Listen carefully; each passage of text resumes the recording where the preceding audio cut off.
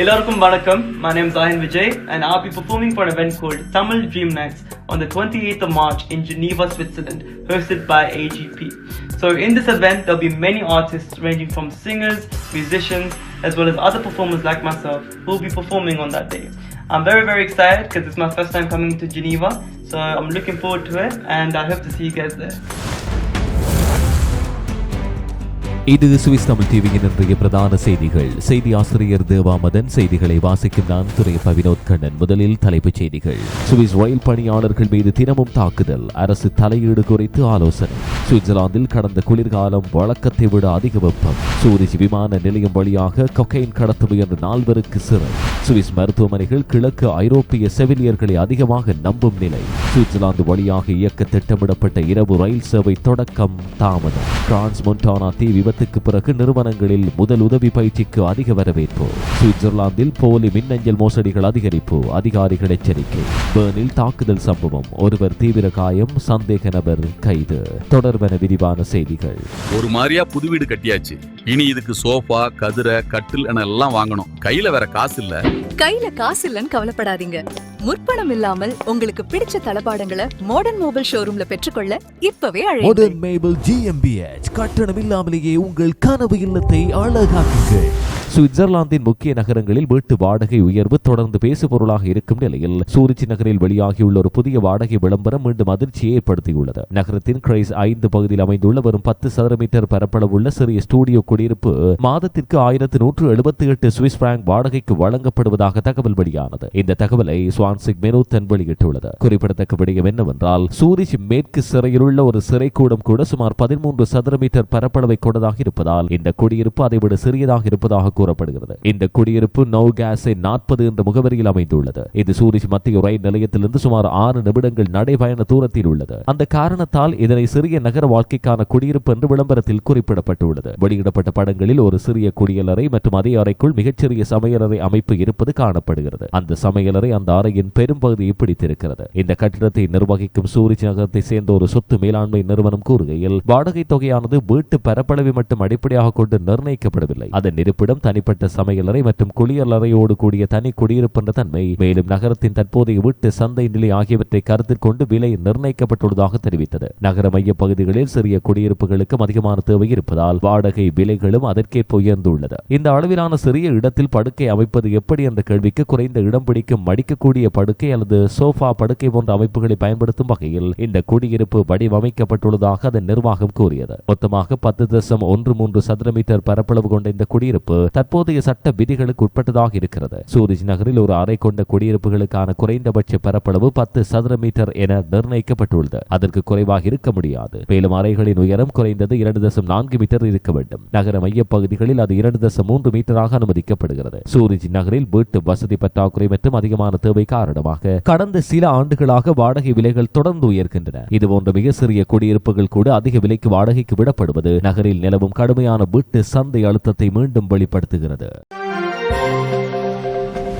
சுவிட்சர்லாந்தின் வலேஸ் கண்டோனில் உள்ள Crohn's Montana நகரில் கடந்த ஜனவரி 1ஆம் தேதி இடம்பெற்ற பாரில் ஏற்பட்ட தீ விபத்து பலரது உயிரிழப்புக்கு காரணமானதை தொடர்ந்து நாடு முழுவதும் பணியிடங்களில் முதல் உதவி மற்றும் அவசர நிலை பயிற்சிகளுக்கான தேவை கணிசமாக அதிகரித்துள்ளதாக தகவல்கள் வெளியாகின. சுவிஸ் முதல் உதவி பயிற்சி மையம் வெளியிட்ட தகவலின்படி, கடந்த ஆண்டு இதே காலப்பகுதியோடு ஒப்பிடும் வேளை நிறுவனங்களிடமிருந்து பெறப்படும் முதல் உதவி பயிற்சி கோரிக்கைகள் சுமார் 50% வரை உயர்ந்துள்ளன. குறிப்பாக நிறுவனங்களின் பணியாளர்களுக்கான பயிற்சி வகுப்புகளுக்கான முன்பதிவுகள் கணிசமாக அதிகரித்துள்ளன. அண்மைய வாரங்களில் முதலுதவி வழங்கும் திறன், பணியிட அவசர நிலை மேலாண்மை மற்றும் தீ பாதுகாப்பு தொடர்பான விழிப்புணர்வு குறிப்பிடத்தக்க அளவில் உயர்ந்துள்ளதாக அந்த அமைப்பு தெரிவித்தது. பல நிறுவனங்கள் தங்களது பணியாளர்கள் அவசர நிலைகளில் விரைவாகவும் திறமையாகவும் செயற்பட தயாராக இருக்க வேண்டும் என்ற நோக்கில் இத்தகைய பயிற்சிகள் ஏற்பாடு செய்கின்றனர். இதே போன்ற போக்கு தீ பாதுகாப்பு பயிற்சி வழங்கும் துறையிலும் காணப்படுவதாக அதிகாரிகள் தெரிவித்தனர். அங்கு கூட இதுவரை இல்லாத அளவிற்கு அதிகமானோர் பயிற்சிகளில் சேர்ந்து வருகின்றனர். கிரான்ஸ் மொன்டானா தீ விபத்தின் பின் பாதுகாப்பு நடவடிக்கைகள் மற்றும் அவசர நிலை தயார் நிலை குறித்து நிறுவனங்களும் பணியாளர்களும் அதிக கவனம் செலுத்த தொடங்கியுள்ளது இந்த மாற்றம் பிரதிபலிக்கிறது.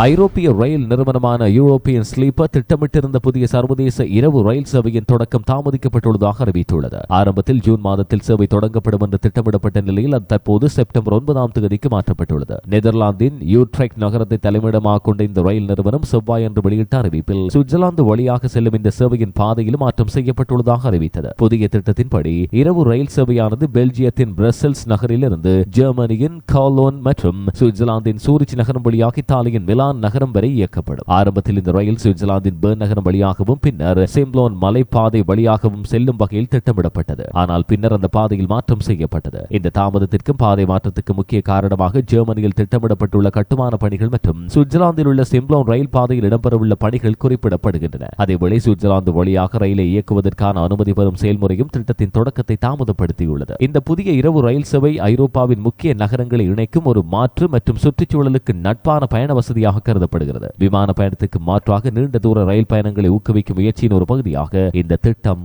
பார்க்கப்படுகிறது. சுவிட்சர்லாந்தில் செவிலியர் பற்றாக்குறை வரலாற்றிலே அதிகரித்துள்ள நிலையில் மருத்துவமனைகள் வெளிநாட்டு பணியாளர்களை அதிகமாக நம்பி செயற்பட வேண்டிய சூழ்நிலை உருவாகியுள்ளது. குறிப்பாக கிழக்கு ஐரோப்பிய நாடுகளிலிருந்து வரும் செவிலியர்களின் பங்களிப்பு தொடர்ந்து உயர்ந்து வருவதாக புதிய ஆய்வு தெரிவிக்கிறது. சுவிட்சர்லாந்து சுகாதார கண்காணிப்பு மையமான சுவிஸ் ஹெல்த் அப்சர்வேட்டரி வெளியிட்டுள்ள சமீபத்திய தரவுகளின்படி தற்போது சுவிட்சர்லாந்தில் பணியாற்றும் செவிலியர்களில் சுமார் 1/3 பேர் வெளிநாடுகளில் பெற்ற தகுதி பத்திரங்களை கொண்டவர்கள். எல்லைப் பகுதி கண்டோன்களான ஜெனிவா, நொஷாட்டல் மற்றும் வார்ட் ஆகிய இடங்களில் இந்த விகிதம் இன்னும் அதிகமாக உள்ளது. அங்கு பணிபுரியும் செவிலியர்களில் 65% மேற்பட்டோர் வெளிநாட்டு கல்வி தகுதிகளை கொண்டவர்களாக உள்ளதாக அறிக்கை கூறுகிறது. இருப்பினும் வெளிநாடுகளிலிருந்து பணியாளர்கள் அதிகமாக வந்தாலும் சுகாதாரத்துறையில் பல வேலைவாய்ப்புகள் இன்னும் நிரப்பப்படாமல் இருக்கின்றன. இதன் காரணமாக மருத்துவமனைகள் மற்றும் சுகாதார நிறுவனங்கள் தற்போது கிழக்கு ஐரோப்பிய ஒன்றிய நாடுகளான ருமேனியா மற்றும் பல்கேரியா போன்ற நாடுகளிலிருந்து செவிலியர்களை அதிகமாக ஆட்சேர்ப்பு செய்ய தொடங்கியுள்ளதாக ஒப்சான் தெரிவித்துள்ளது. சுவிட்சர்லாந்தில் மக்கள் முதிர்வு அதிகரிப்பதும் சுகாதார சேவைகளுக்கான சேவை தொடர்ந்து உயர்வதும் காரணமாக எதிர்காலத்தில் செவிலியர் பற்றாக்குறை மேலும் தீவிரமாகலாம் என்று சுகாதார நிபுணர்கள் எச்சரிக்கின்றனர். இதனால் உள்ளூர் அளவில் செவிலியர் பயிற்சி மற்றும் ஆட்சேர்ப்பை அதிகரிப்பதோடு வெளிநாட்டு பணியாளர்களின் பங்களிப்பும் முக்கியமாகி வருகிறது.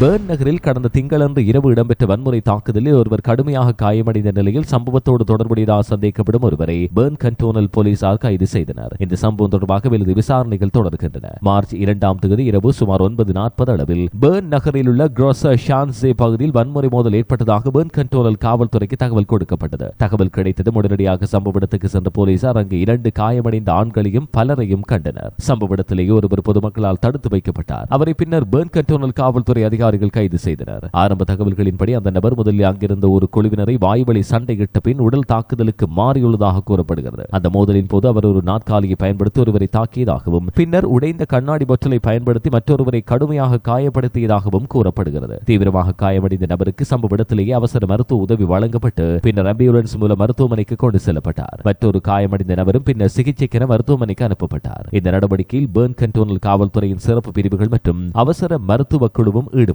சம்பவம் எவ்வாறு இடம்பெற்றது மற்றும் அதற்கான காரணங்கள் என்ன என்பதை கண்டறிய சம்பந்தப்பட்ட அரசு தரப்பு வழக்கறிஞரின் மேற்பார்வையில் பெர்ன் கண்டோனல் காவல்துறை தொடர்ந்து விசாரிக்கிறது. சிறிய விளம்பர இடைவெளியின் பின் செய்திகள் தொடரும். கடந்த 21 ஆண்டுகளாக உங்கள் கனவுகளை நனவாக்க நாங்கள் உங்களுடன் இருக்கிறோம். வங்கிக் கடன், வீட்டுக்கடன், காப்புறுதிகள் அனைத்தும் ஒரே இடத்தில். சுவிட்சர்லாந்தில் வீடு வாங்கவும் விற்கவும் அனைத்து ஆலோசனைகளுக்கும் எம்மை நாடுங்கள். இது மாத்திரமின்றி திருமணம், பிறந்த நாள், விழாக்களின் போது எங்கள் மேஜிக் மிரர் போட்டோ பாக்ஸுடன் உங்கள் தருணங்களை சிறப்பாக்குங்கள். காமல் credit and magic mirror photo booth. சில நேரங்கள் நேரமே வாழ்க்கையை மாற்றும்.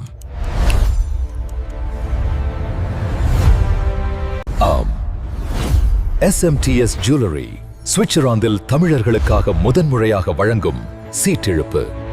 ராடோ மற்றும் ரோலெக்ஸ் வெற்றியாளராகி உங்கள் வாழ்க்கையில் நேரத்தை மட்டுமல்ல ஸ்டைலையே மாற்றுங்கள்.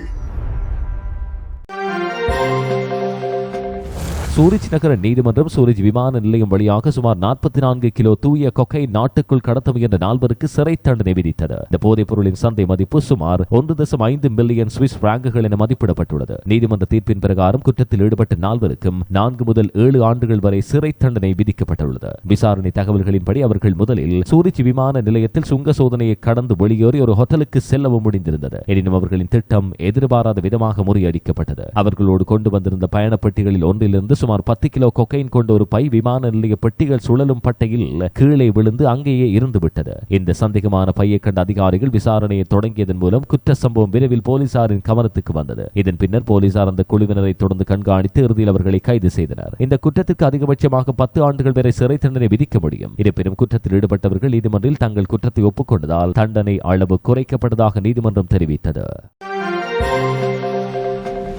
சுவிட்சர்லாந்தில் போலி மின் அஞ்சல்கள் மற்றும் இணைய மோசடி முயற்சிகள் தொடர்ந்து உயர்ந்து வருவதாக அதிகாரிகள் எச்சரிக்கின்றனர். குறிப்பாக காவல்துறை அல்லது வரித்துறை போன்ற அரசு அமைப்புகளின் பேரில் சைபர் குற்றவாளிகள் மக்களை ஏமாற்ற முயற்சிப்பது அதிகரிக்கிறது. சுவிட்சர்லாந்து இணைய பாதுகாப்பு மத்திய அலுவலகம் வெளியிட்ட தகவலின்படி 2025 ஆண்டில் மாத்திரம் சுமார் 65,000 இணைய மோசடி முயற்சிகள் பதிவு செய்யப்பட்டன. இவற்றில் பெரும்பாலானவை பிஷிங் எனப்படும் போலி மின்னஞ்சல்களின் மூலம் இடம்பெறுகின்றன. சில நேரங்களில் அதிகாரிகள் என கூறி தொலைபேசி அழைப்புகளும் மேற்கொள்ளப்படுகின்றன. இந்த மின்னஞ்சல்கள் பெரும்பாலும் அவசர நடவடிக்கை தேவைப்படுகிறது என்ற வகையில் எழுதப்பட்டிருக்கும். வங்கி கணக்குகள் முடக்கப்படும் அல்லது குற்றவியல் நடவடிக்கை தொடங்கப்படும் என்று அச்சுறுத்தி பின்னர் அபராதம் செலுத்த வேண்டும் அல்லது தனிப்பட்ட தகவல்களை வழங்க வேண்டும் என்று கேட்கப்படுகிறது. செயற்கை நுண்ணறிவு தொழில்நுட்பங்களின் பயன்பாட்டால் இத்தகைய மோசடி முயற்சிகள் மேலும் நுணுக்கமாகி வருவதாகவும் நிபுணர்கள் எச்சரிக்கின்றனர். இதனால் சில போலி மின்னஞ்சல்கள் உண்மையான அரசு தகவல்களைப் போலவே தோன்றுகின்றன. எந்த மின்னஞ்சலும் சந்தேகத்துக்கிடமாக தோன்றின் அதில் உள்ள இணைப்புகளை திறக்காமல் இருக்க வேண்டும் என்றும் தனிப்பட்ட அல்லது வங்கி தகவல்கள் ஒருபோதும் பகிரக்கூடாது என்றும் அதிகாரிகள் அறிவுறுத்துகின்றனர். சந்தேகமான செய்திகளை காவல்துறைக்கு அறிவிப்பதும் பாதுகாப்பான நடைமுறையாகவும் பார்க்கப்படுகிறது.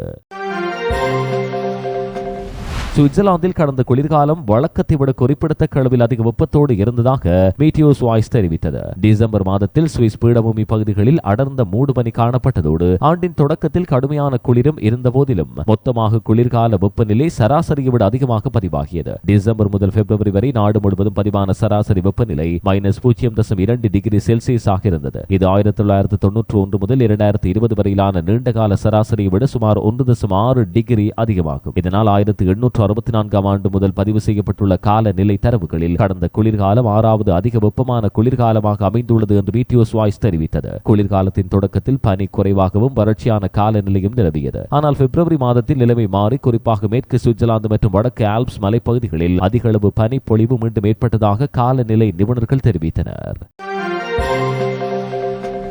சுவிட்சர்லாந்தில் ரயில் பணியாளர்கள் மீது இடம்பெறும் தாக்குதல்கள் இன்னும் தினசரி நிகழ்வாகவே தொடர்கிறது என சுவிஸ் கூட்டாட்சி ரயில்வே நிறுவனமான SBB தெரிவித்தது. இந்த நிலைமை குறித்து அரசாங்கமும் தற்போது கவனம் செலுத்த தொடங்கியுள்ளது. கொரோனா தொற்று காலத்துக்கு பின்னர் ரயில் பணியாளர்கள் தினமும் சராசரியாக 10 அளவுக்கு வாய்வழி மிரட்டல் அல்லது உடல் தாக்குதல்களை எதிர்கொள்கிறார்கள் என்று SBB கூறுகிறது. ஜனவரி இறுதி முதல் பிப்ரவரி இறுதி வரை ஒரு மாத காலத்திலேயே வன்முறை, மிரட்டல் அல்லது அவமதிப்பு தொடர்பாக சுவிஸ் அரசு தரப்பு வழக்கறிஞர் அலுவலகம் 17 தண்டனை உத்தரவுகளை வெளியிட்டது. இந்த தாக்குதல்கள் சமீப காலங்களில் மேலும் கடுமையாகி வருவதாகவும் குறிப்பாக பிரெஞ்சு மொழி பேசும் சுவிட்சர்லாந்து பகுதிகளில் அதிகரிப்பு காணப்படுவதாகவும் SBB தெரிவித்தது. ரயில் பணியாளர்களின் பாதுகாப்பை மேம்படுத்த உடலில் அணியும் கேமராக்கள் மற்றும் 2 பணியாளர்கள் சேர்ந்து பணிபுரியும் குழு அமைப்பு போன்ற நடவடிக்கைகள் உதவுவதாக தொழிற்சங்கங்கள் கோருகின்றன. அதேவேளை ரயில்களில் பணியாற்றும் போக்குவரத்து போலீஸ் அதிகாரிகளின் எண்ணிக்கையை அதிகரிக்கவும் அவர்கள் கோருகின்றனர். ரயில் பணியாளர்களின் பாதுகாப்பு தொடர்பான இந்த பிரச்சினை தற்போது சுவிஸ் கூட்டாட்சி அரசாங்கமான பெடரல் கவுன்சில் அளவிலும் விவாதிக்கப்பட்டு வருவதாக தகவல்கள் உள்ளன. இது தொடர்பில் எதிர்காலத்தில் கூடுதல் பாதுகாப்பு நடவடிக்கை அறிவிக்கப்பட வாய்ப்புள்ளதாகவும் கருதப்படுகிறது.